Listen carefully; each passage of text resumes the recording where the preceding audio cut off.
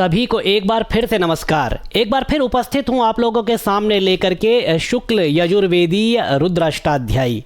इससे पहले के 3 वीडियो में हम द्वितीय अध्याय, जिसको पुरुष सूक्त भी कहा जाता है, उसके 6 मंत्रों तक हम वाचन भी कर चुके हैं और मंत्रों को किस तरह से पढ़ा जाए इस पर भी बात कर चुके हैं। तो आइए आज प्रारंभ करेंगे मंत्र संख्या 7 से। तो आइए विषय का प्रारंभ करते हैं।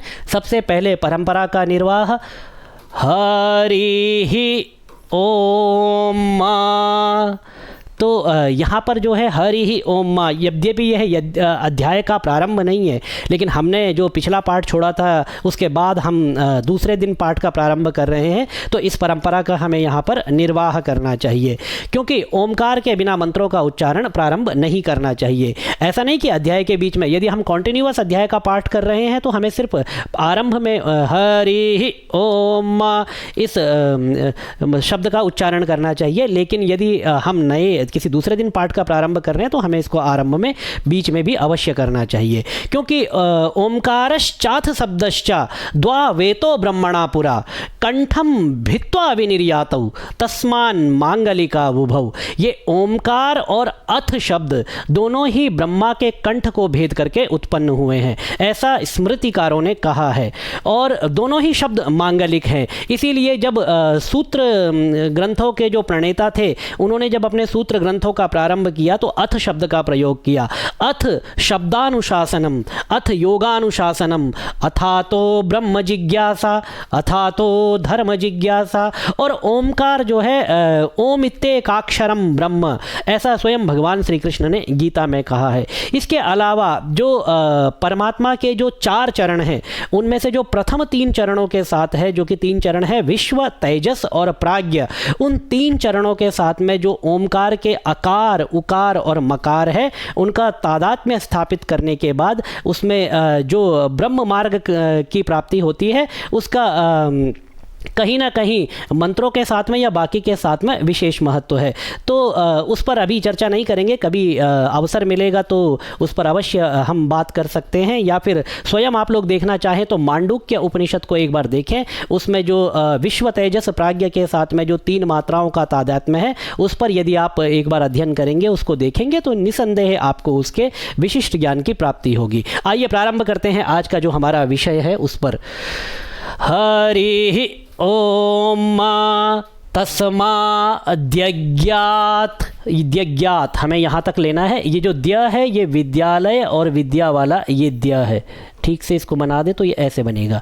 तस्माद्यज्ञात सर्वहूतऋचः, सर्वहूतऋचः सामानि जज्ञिरे छंदा ग्वंगसी जग्गिरे। जो लोग आज वीडियो को देख रहे हैं पहली बार, उनके लिए लिख दूं कि इसका उच्चारण ग्वंग होगा, ठीक है। छंदा ग्वंगसी जग्गिरे तस्मा द्यजुस् तस्मा दजायत, तस्मा द्यज्ञात सर्वहूतऋचः सामानि जग्गिरे छंदा ग्वंगसी जग्गिरे तस्मा द्यजुस् तस्मा दजायत। अगला मंत्र देखते हैं। तस्मा दशवा अजायंत। देखिए, तस्मा दशवा अजायंत जे केचो भयादतः, तस्मा दशवा अजायंत जे केचो भयादतः गावो जग्गिरे तस्मात् तस्माज्जाता, तस्मात् तस्माज्जाता। देखिए तस्मात् एक ता 2 ता है यहाँ पर, तो पहला ले लेंगे। तस्मात् तस्माज, यहाँ पे 2 जा है, एक ले लीजिए। तस्मात् तस्माज्जाता अजावयः, तो दोनों मंत्रों को एक बार फिर से देख लेते हैं। तस्माद्यज्ञात् सर्वहोतरीचः सामानि जज्ञिरे छन्दाग्वंसि जज्ञिरे तस्माद्यजुस्तस्मादजायत तस्मादश्वा अजायन्त जेकेचो भयादतः। तो ये गावो जज्ञिरे तस्मात् जाता अजावयः। तो ये दो मंत्र अभी तक हमने कर लिए हैं। 8वें मंत्र तक हमने इसका वाचन कर लिया है और किस तरह से इसका वाचन किया जाना चाहिए, किस तरह से उसको पढ़ा जाना चाहिए, उसको भी दिखाने का प्रयास किया है। आइए अब अगले मंत्र की तरफ आगे बढ़ते हैं।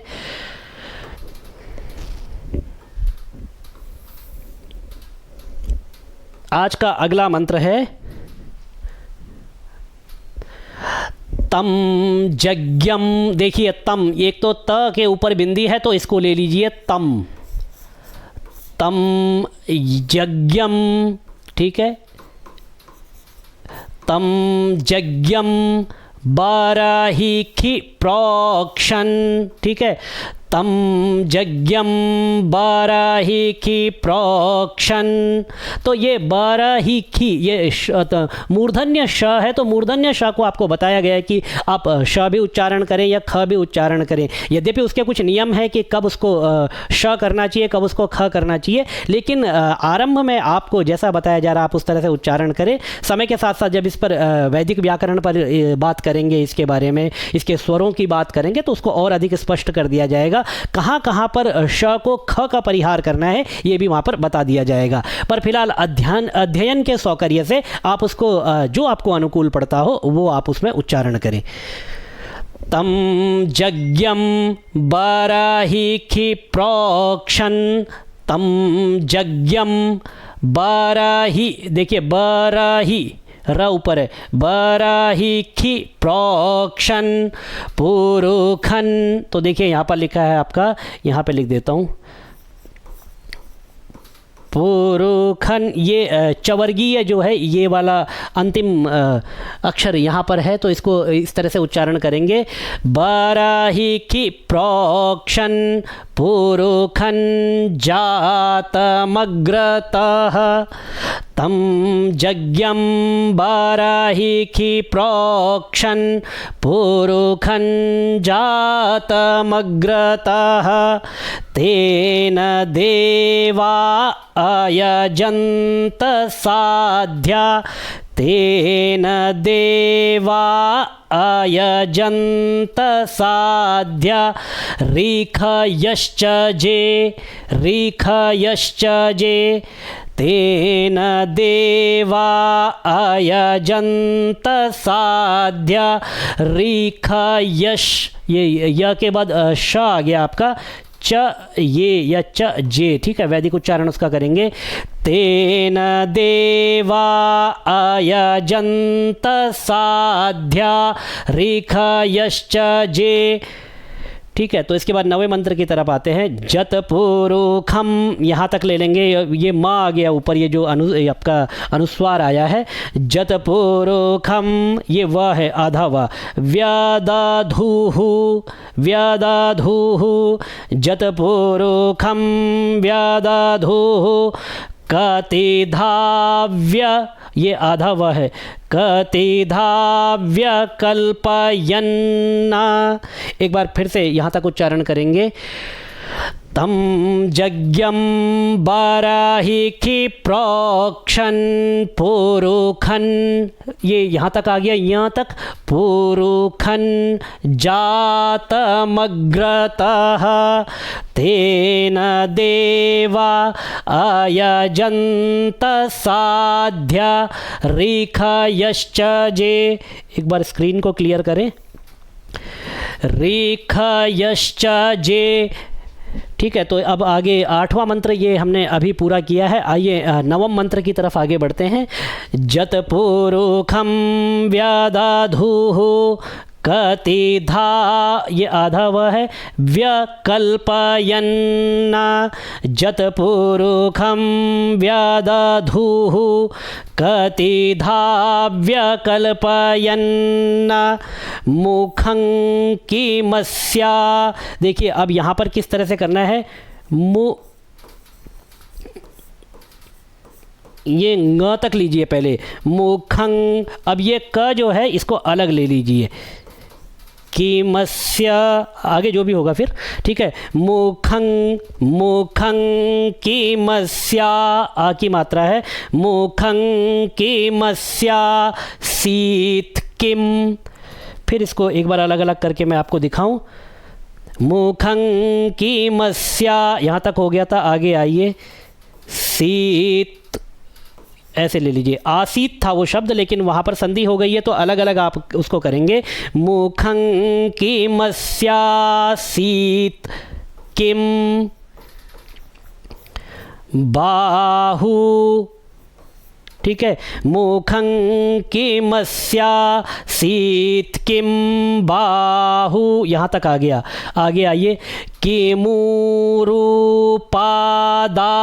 उच्येते जतपुरुखं व्यदधुः कतिधा व्यकल्पयन्न मुखं किमस्यासीत किम बाहु किमूरुपादा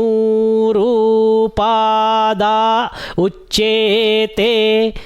तो उच्चेते यहाँ तक हम आ गए हैं। आइए अब 10वें मंत्र को हमने यहाँ पर पूरा कर लिया है। आइए 11वें मंत्र को एक और देख लेते हैं आज। ब्राह्मणोस्य, ये देखिए ब्राह्मणोस्य, यहाँ पर ऐसे कर लीजिए इसको, और थोड़ा सा आसान इसको लिख दिया जाए पढ़ने की दृष्टि से, ताकि आपको थोड़ा सा आसान हो जाए। ब्राह्मणोस्य, ठीक है। ब्राह्मणोस्य